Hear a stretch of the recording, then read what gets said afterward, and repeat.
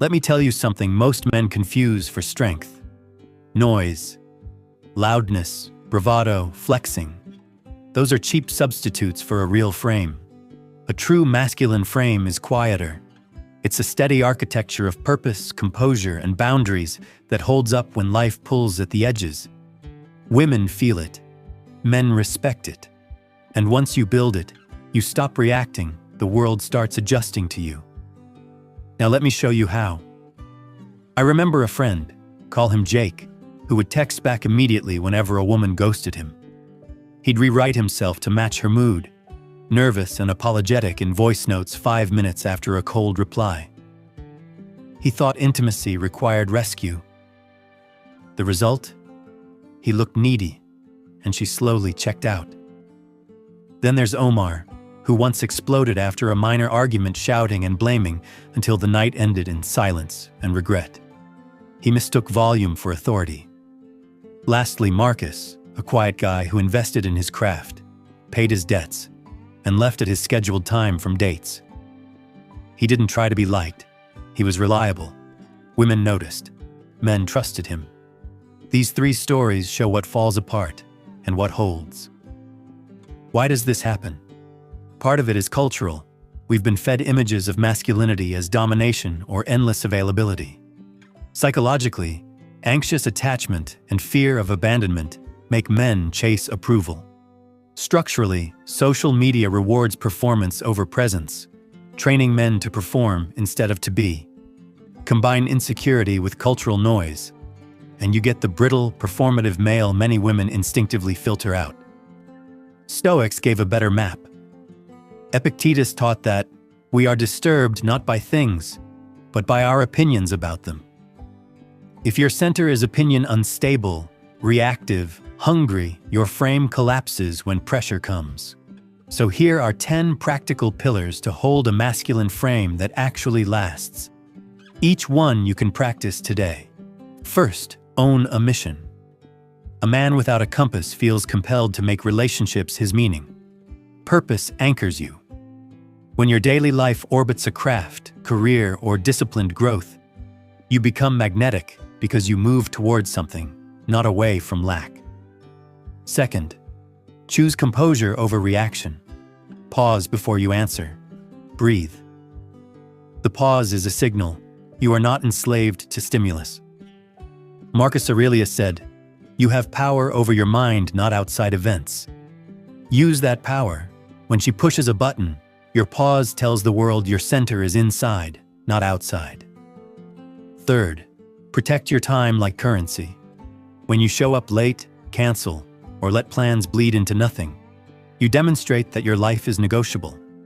Be punctual, keep promises to yourself first, and let others adapt. Discipline in schedules mirrors discipline in choices. Fourth, set boundaries with calm clarity. Boundaries are not dramatic exits. They are quiet locks. Say no when necessary, and don't apologize for it.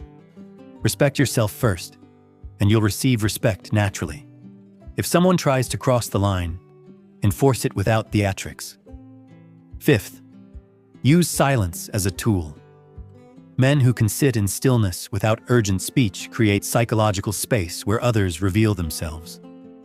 Silence is not withdrawal, it's confidence in containment. Let the quiet do the heavy lifting sometimes. Sixth, move with intention. Body language precedes words. Walk like you own the room, not to dominate it, but because you know your feet will take you where you intend. Small physical rituals, slow breathing, grounded posture, steady eye contact, transmit centeredness faster than any speech.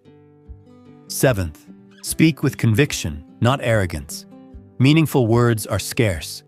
When you speak, mean it but listen first.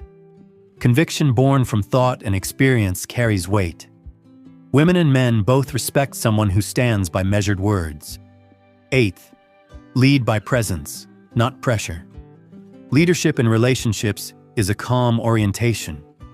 Make decisions when needed, accept input, but don't fold at the first sign of resistance. The right kind of leadership creates safety, not control. Ninth, Practice emotional independence. This isn't coldness, it's stability. Your well-being should be sourced from inner practices, fitness, craft, friendships, reflection, not solely from approval or affection. When emotions come, name them, feel them, act from clarity. 10th, train for pressure.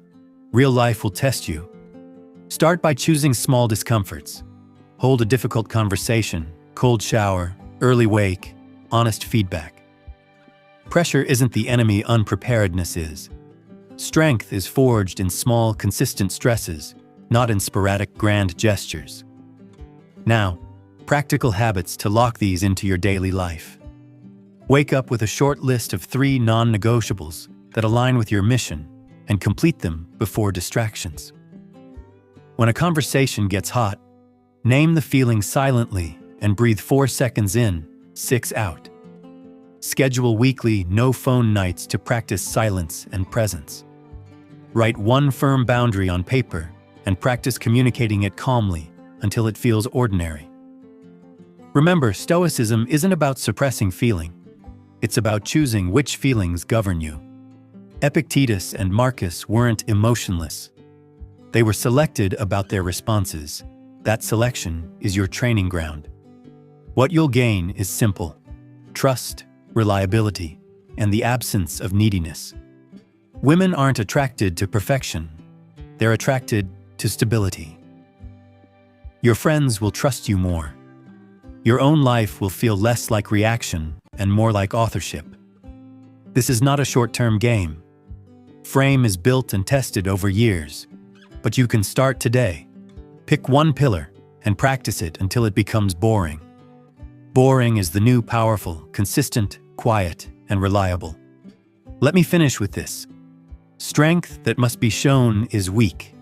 Strength that must not be shown is solid. Build what cannot be taken from you. Be a man whose center is his own. Be the calm in the room. The world will notice quietly, and then it will align. If you want, in the next video, I'll break down daily micro routines